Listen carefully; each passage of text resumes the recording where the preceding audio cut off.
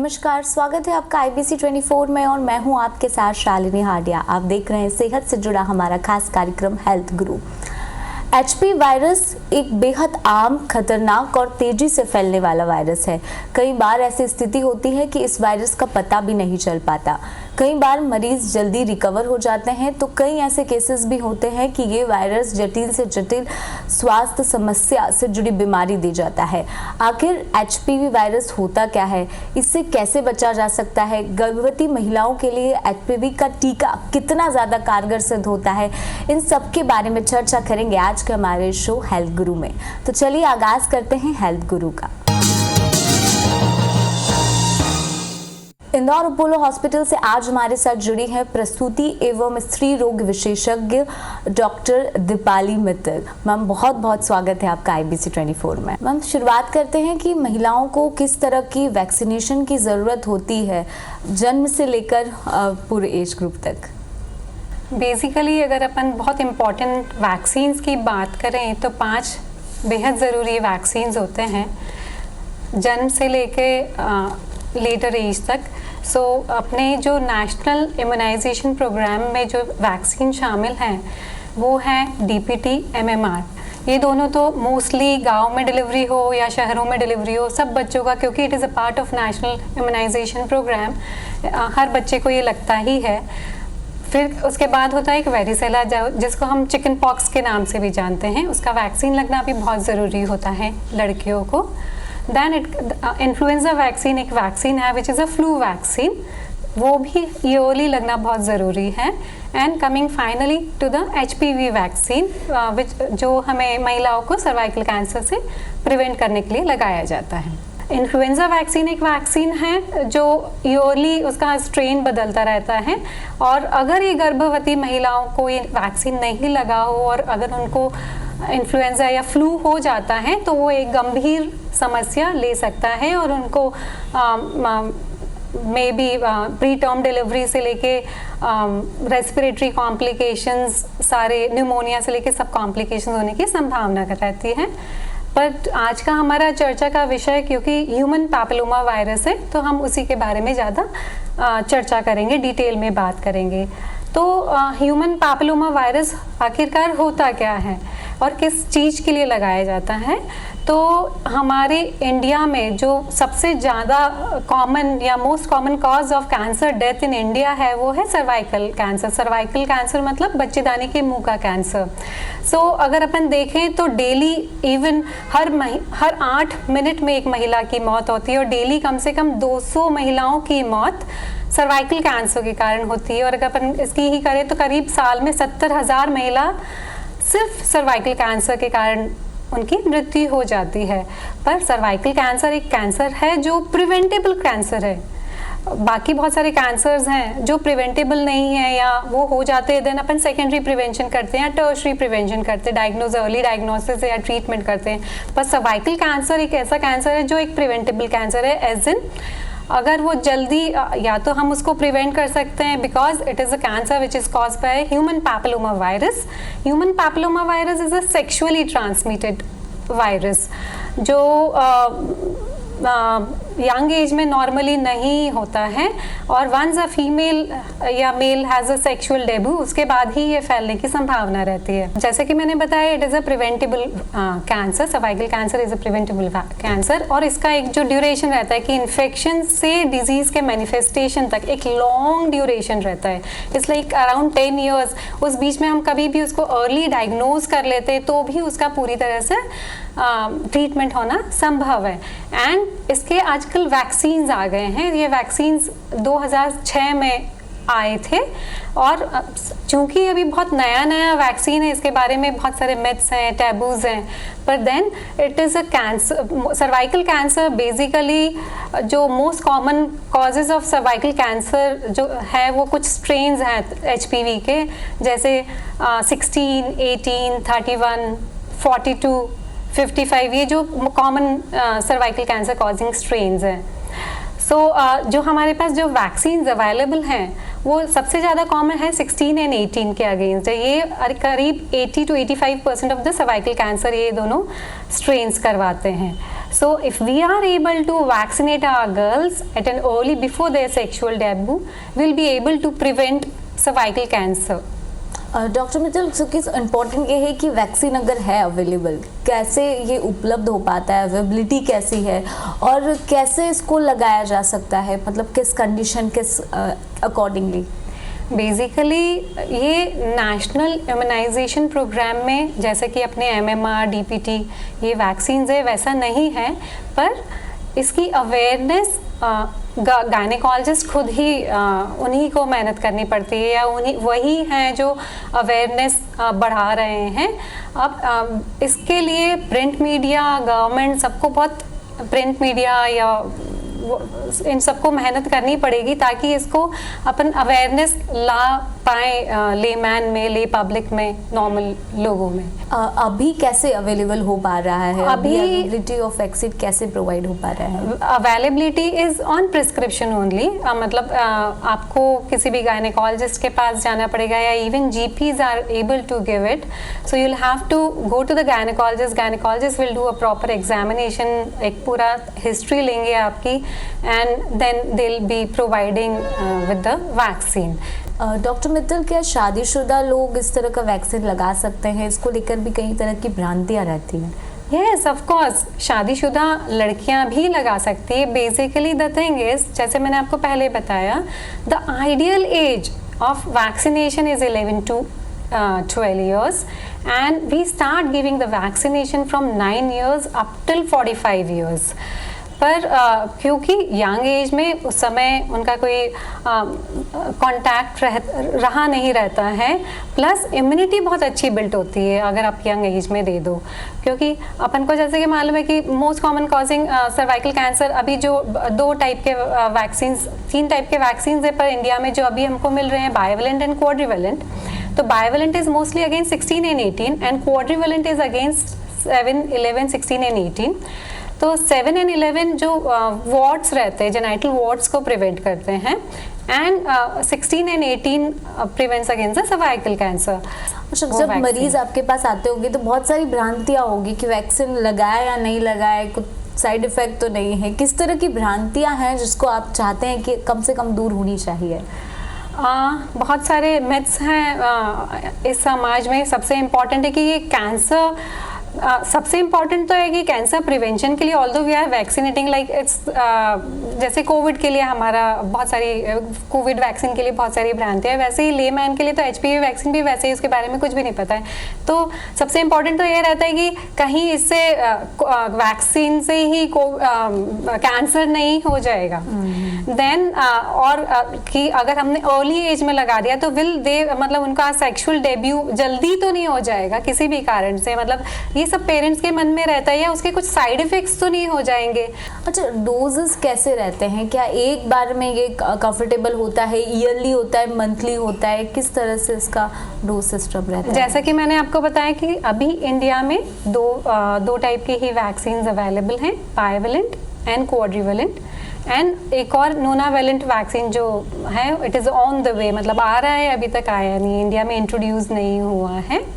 तो जो bivalent vaccine रहता है it is effective against 2 most common cervical cancer causing strains, those are 16 and 18, and quadrivalent जो रहता है 6, 11, 16, 18 के अगेंस्ट रहता है, और नैनोवेलेंट जो रहता है इट इज़ अगेंस्ट 5 मोर, उसमें जो 31, 33, 45, 52, 58 ये भी ऐड हो जाते हैं।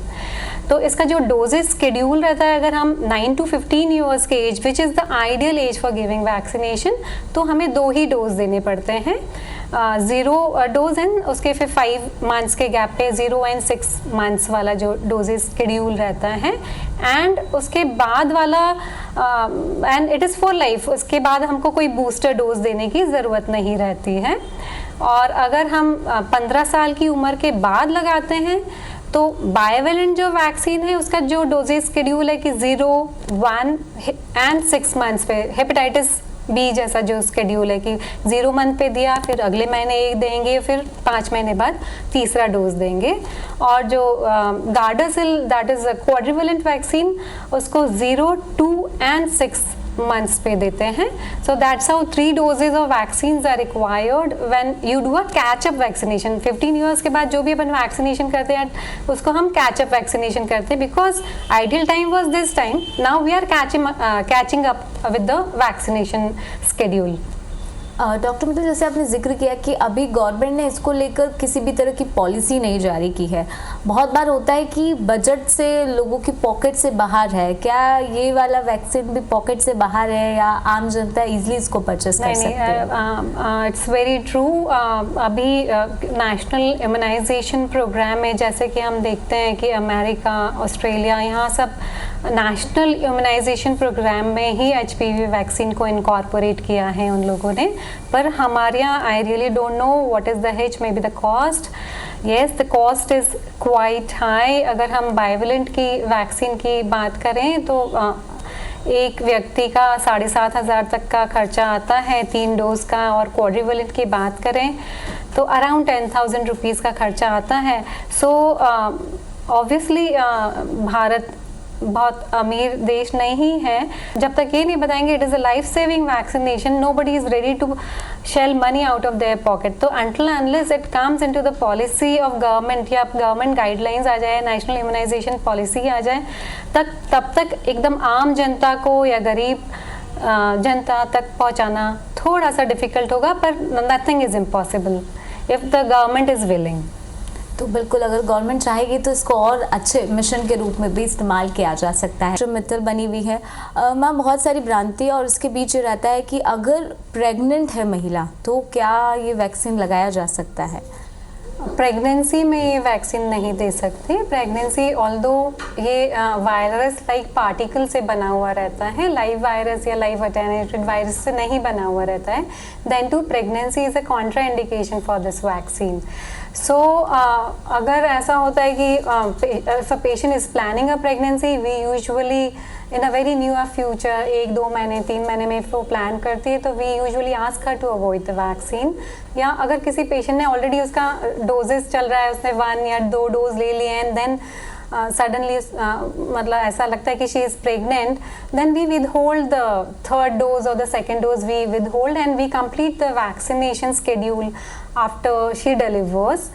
अच्छा, कई बार ऐसा होता है कि बहुत सारा दुष्प्रभाव देखने को मिलता है. आपने 1 डोज लिया, कुछ साइड इफ़ेक्ट क्या नज़र आते हैं क्या इस वैक्सीन के? साइड इफ़ेक्ट नहीं है इस वैक्सीन के, स्पेशली छोटे मोटे साइड इफ़ेक्ट्स जो हर वैक्सीन के होते हैं, जैसे कि लालपन आना, दर्द होना, बॉडी एक्स, हेड एक्स, थोड़ा सा हल्का फुल्का फीवर आना, कभी किसी को जी घबराना, वॉमिटिंग, कभी कभी फेंटिंग अटैक्स भी होते हैं. दोज आर लाइक, वो सब छोटे मोटे हर वैक्सीन के साथ होते हैं.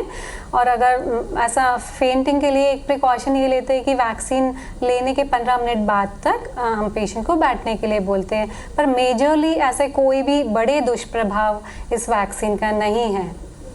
डॉक्टर मित्तल, क्योंकि ये जिस तरह का वायरस है, तो जब वैक्सीन लगाते हैं तो पार्टनर को लगाना ज़रूरी होता है. क्या लड़कों को भी इस तरह का वैक्सीन लगाया जाता है क्या?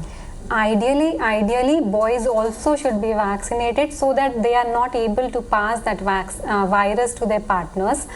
जैसे कि ऑस्ट्रेलिया में या अमेरिका में it is a part of national immunisation programme. But in India अभी तो लड़कियों के को ही वैक्सीन लगाने का कुछ ऐसा प्रोग्राम नहीं है हमारी सरकार का कि उसको हेल्थ प्रोग्राम में, नेशनल हेल्थ प्रोग्राम में लाया जाए, इम्यूनाइजेशन प्रोग्राम में लाया जाए. तो लड़कों की तो वैक्सीन की बात बहुत ही दूर है.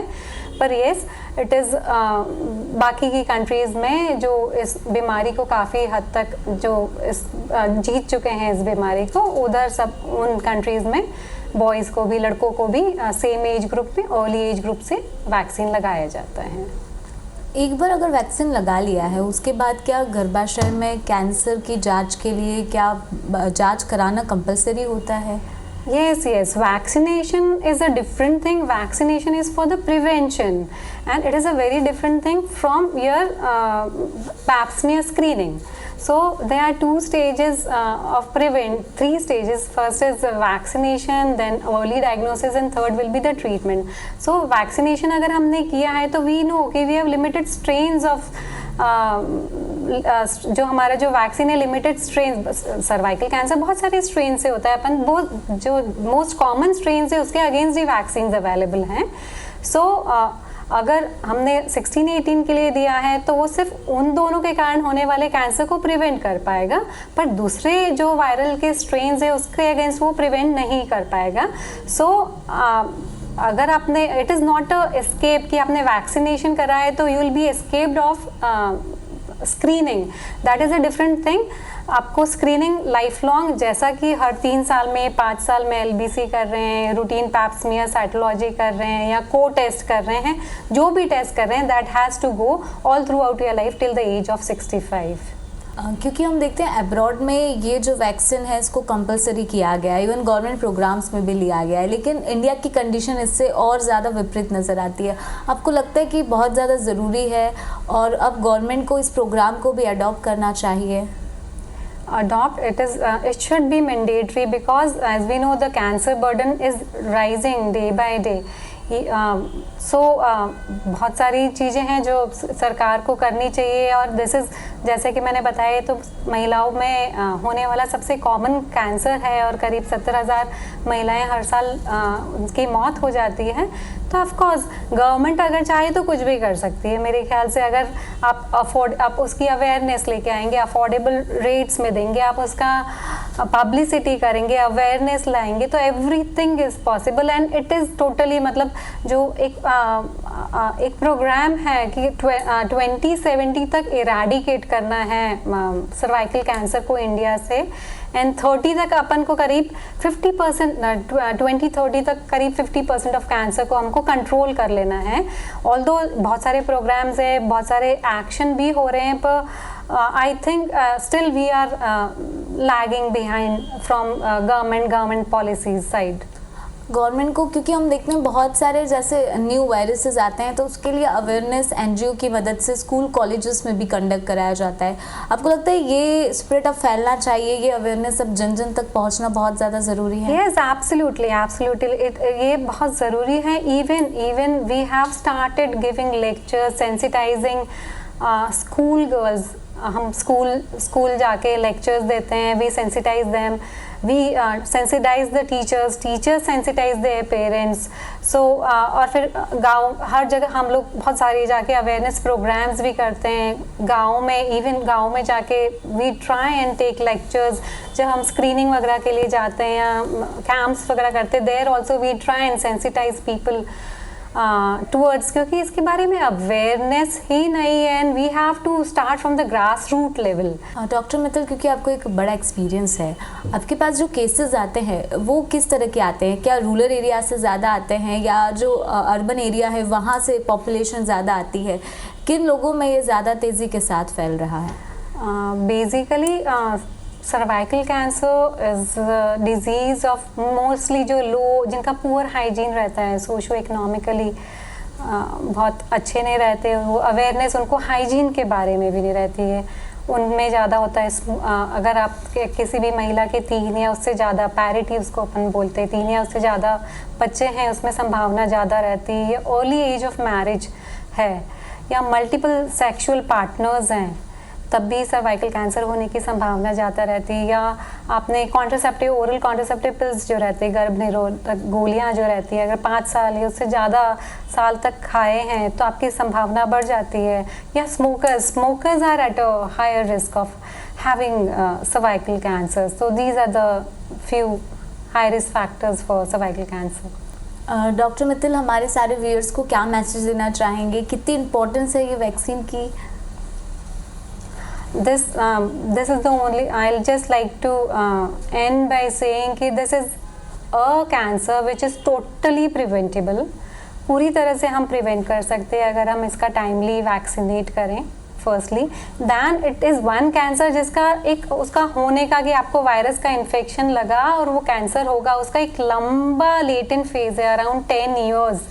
तो उसमें अगर हमारे सरकार के स्क्रीनिंग प्रोग्राम्स होते हैं कि आपने 10 साल एक बहुत लंबा समय होता है, उसमें आप एक बार भी आपने वो स्क्रीनिंग कर ली सपोज, देन टू आप एक अर्ली स्टेज में उस कैंसर को डायग्नोज करके अर्ली स्टेज पे ट्रीट करके उसको पेशेंट को ठीक कर सकते हैं, rather than it is a preventable thing, it is a long latent period, and it is a completely curable cancer if diagnosed in time. बहुत बहुत शुक्रिया मैम बात करने के लिए। तो बहुत ही महत्वपूर्ण जानकारी आज हमने आपको साझा की, क्योंकि कई बार अवेयरनेस की कमी के चलते भी हम देखते हैं कि एक बड़ा रूप ये कैंसर का भी ले सकती है। ऐसे में बहुत ज़्यादा ज़रूरी है कि लोग इस तरह के वैक्सीन की ओर ज़्यादा जोर दें, और ख़ासतौर पर सरकार को भी अब इसे अपने राष्ट्रीय टीकाकरण मिशन में शामिल करना चाहिए, क्योंकि जितनी तेज़ी के साथ महिलाओं में इसको लेकर जो प्रॉब्लम से सामने आ रही है, ऐसे में बहुत ज़्यादा ज़रूरी है आम जनता की एडवाइस के साथ साथ वो इस बीमारी को भी समझे। और अगर वैक्सीन इसके लिए कारगर उपाय साबित हो रही है तो ये और भी ज़्यादा अच्छी बात है, लेकिन ज़रूरत यही है कि लोग इसको लेकर सबसे ज़्यादा जागरूक हो सके। आज की हमारी इस खास पेशकश में इतना ही। मुझे दीजिए इजाज़त। नमस्कार।